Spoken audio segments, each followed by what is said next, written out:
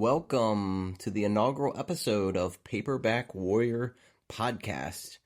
We're really excited about this new opportunity to not only introduce and discuss our 4-year-old site, paperbackwarrior.com, but also vintage fiction. That's our purpose, and it's really the focus of our endeavor on this show and on our flagship site.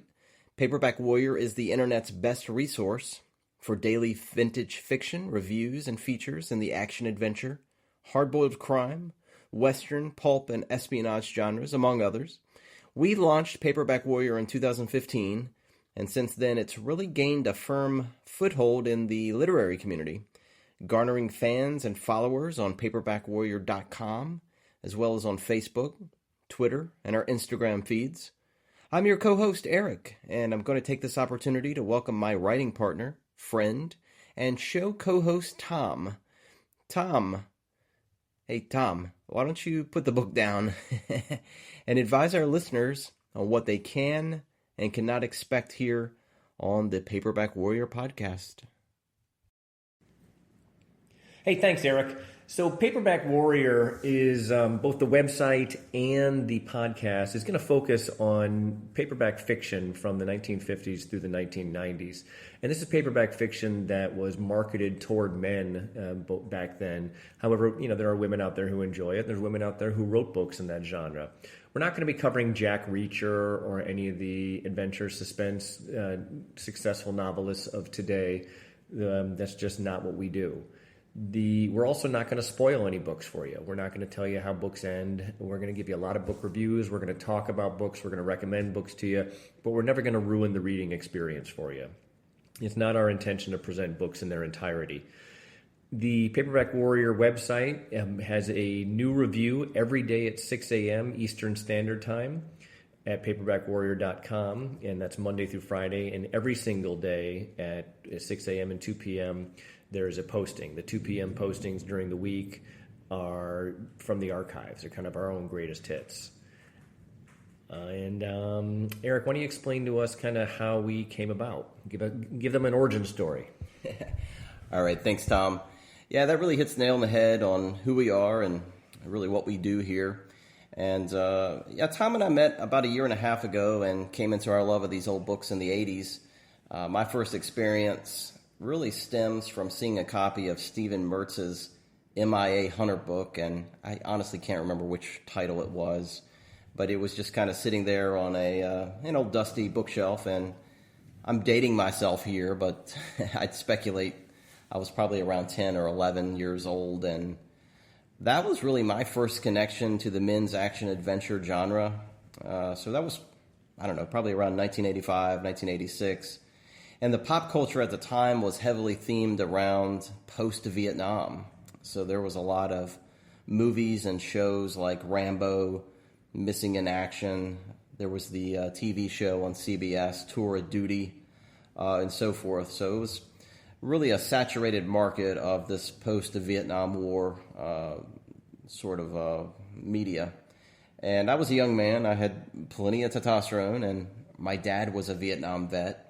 So I just immediately gravitated to this MIA Hunter book that I found on the shelf.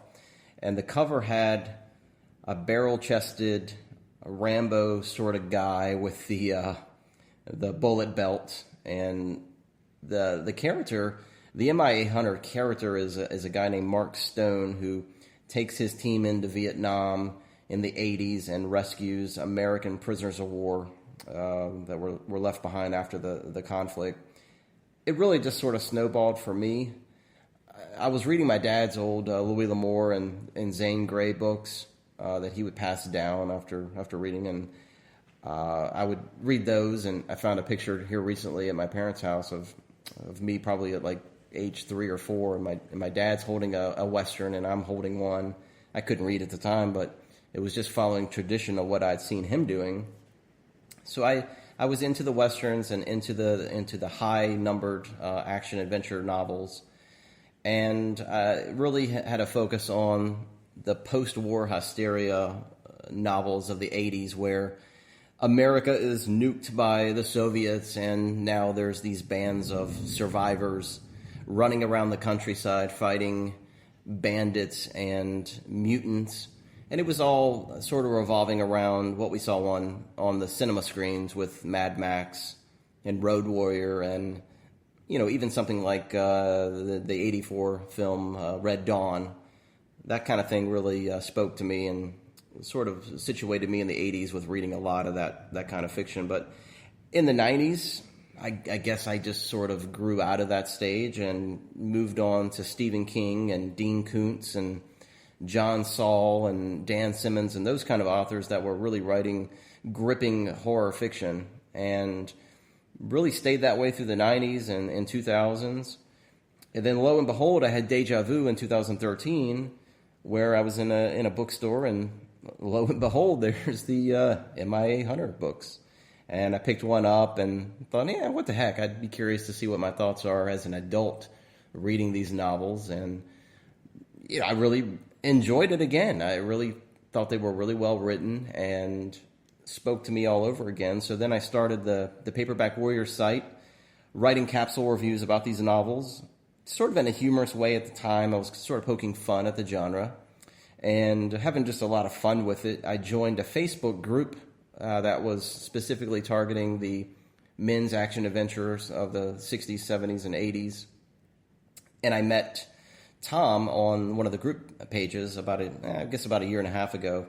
And we found out we had a lot of common interests, including where we lived.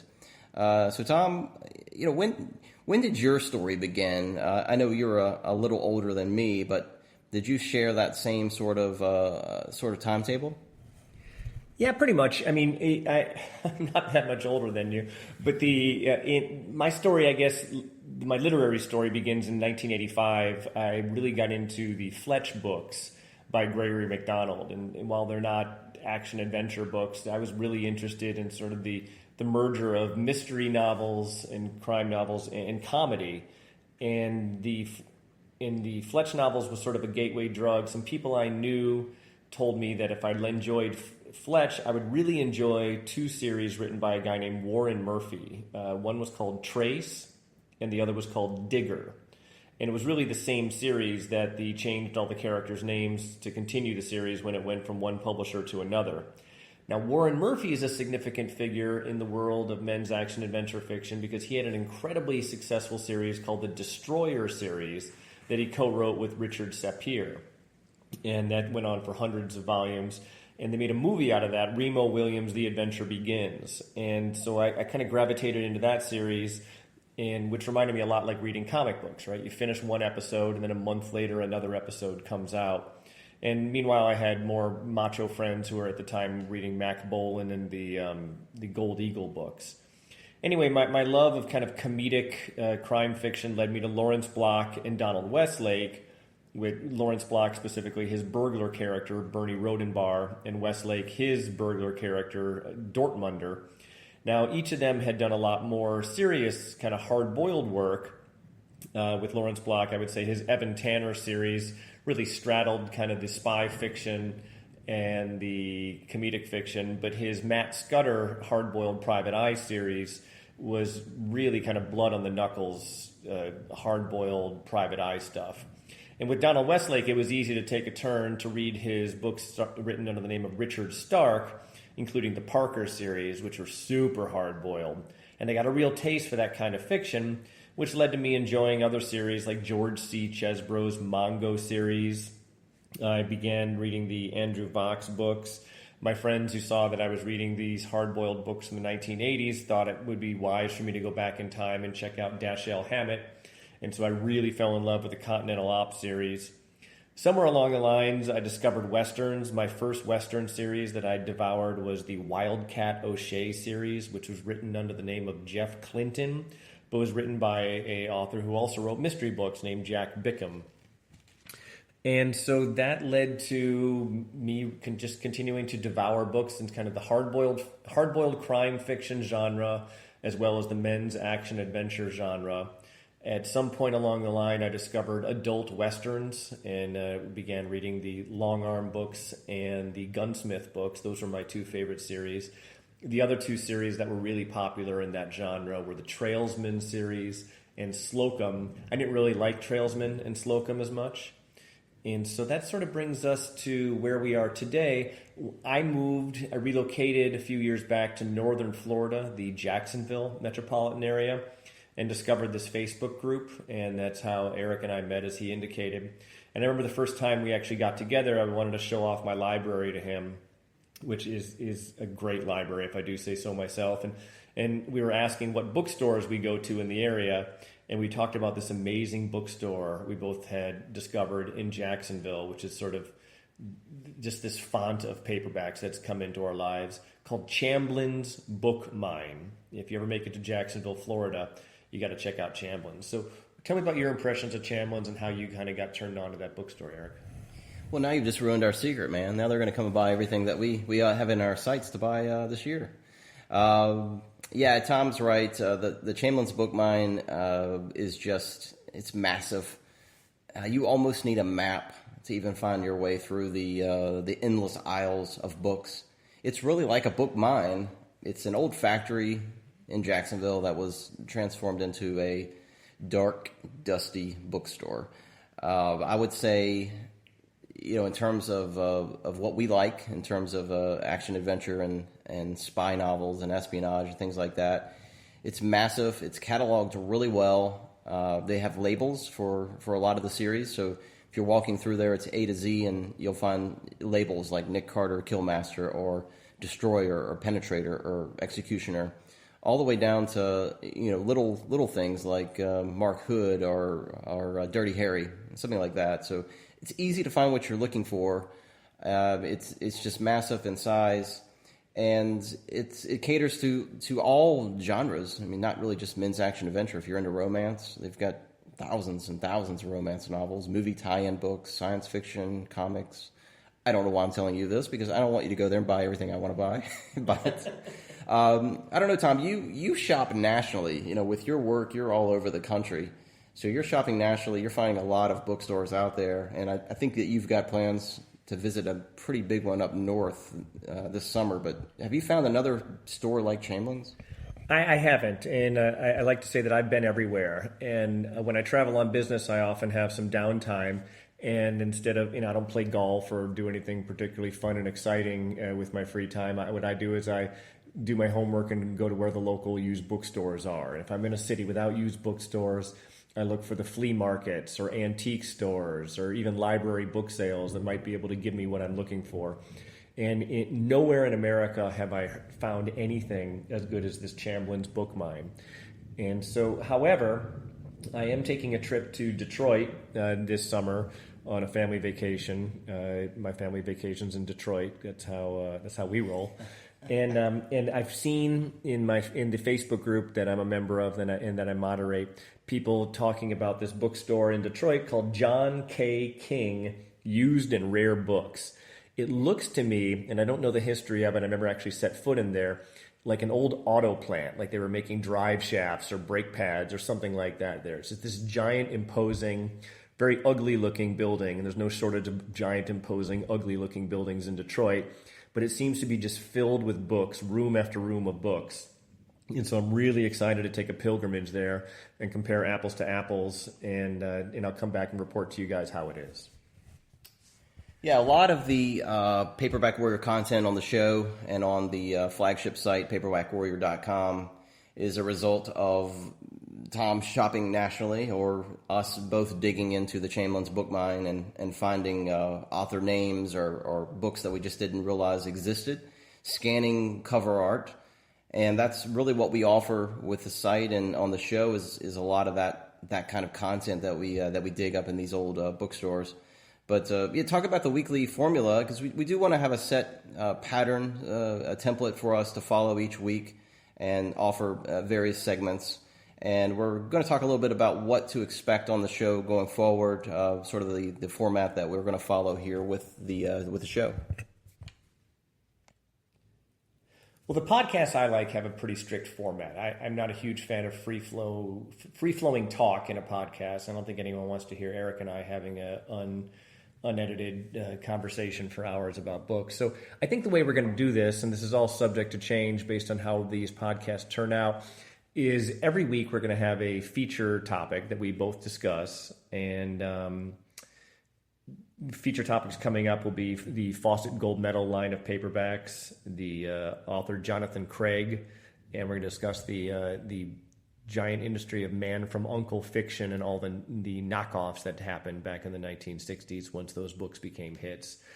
I think every episode we're also going to give at least 2 book reviews of books that we have read recently and are being featured on the Paperback Warrior website.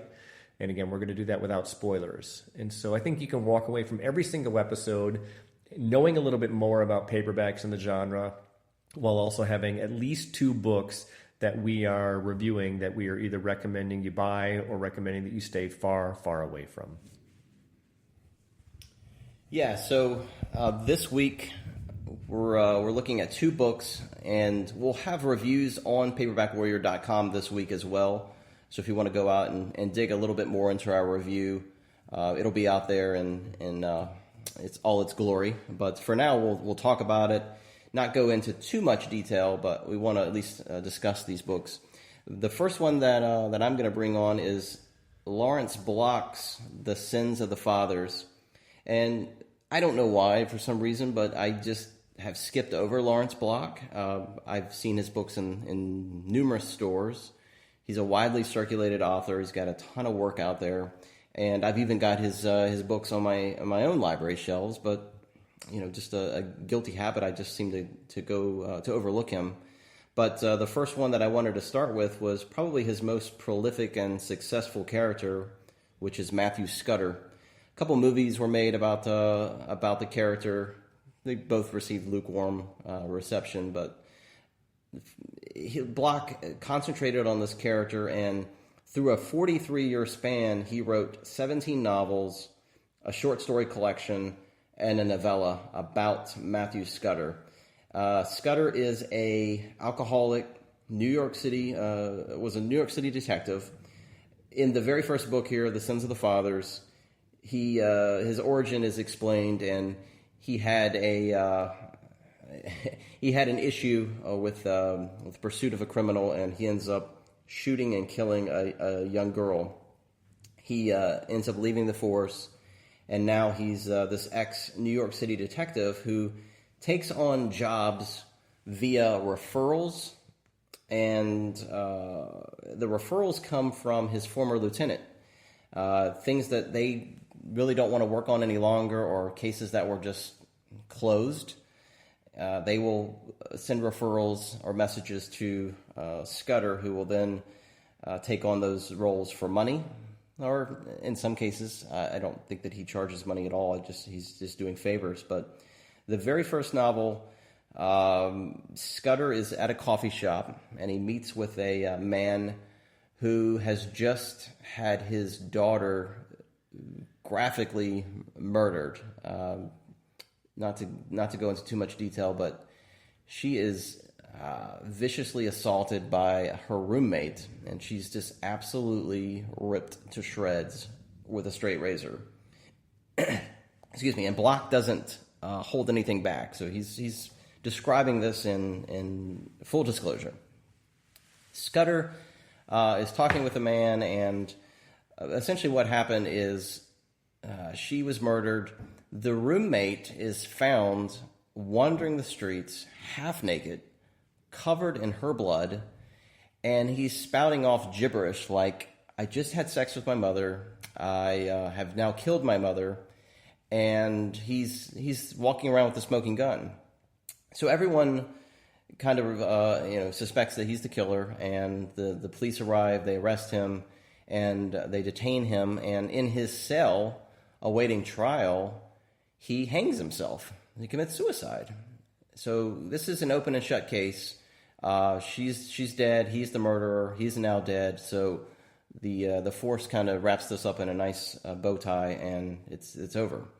But her father doesn't think that it was quite that easy, and he doesn't buy into a lot of the details around the case. So he talks to the lieutenant, who then gives him a message here to go talk to Matthew Scudder. So he's explaining all this to Scudder, and Scudder he knows about the case. He's read about it in the paper, so he's he's kind of the opinion like, hey, there's nothing here. The case was solved. This guy confessed to the murder. He's now dead. There's no trial. This is over. But her father really kind of goes into some more details with Scudder and explains a few things. So Scudder says, hey, you know what? I'll take your money. Sure, you want to give me money? I'll take your money. I'll go poke around a little bit in the file. I'll go talk to some people, and I'll do everything in my power to give you everything that's in the case. No restrictions. I'll provide all the details. So as the novel goes on, Scudder is doing the procedural template of these kind of novels, where he's going out and interviewing various folks and digging into the details of the case and examining clues and things like that. And without ruining any of the narrative and the plot, because I certainly don't want to do that, but there is more to the story than the open and shut presentation that was presented by the police force.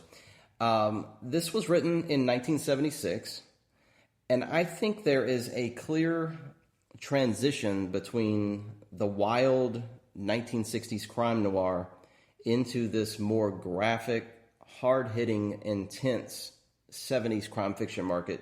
Tom and I talked a little bit about this, and absolutely the 60s had some really wacky, controversial novels. But we're thinking about this as 1976. We're past the Vietnam conflict. We've had Vietnam broadcast in our kitchens and our dining rooms. We've had Charles Manson and the murders there. JFK's been assassinated. So America has sort of lost its innocence in a way. And then when we roll around in 76, Lawrence Block gives us this graphic display of a young woman being ripped up with a straight razor.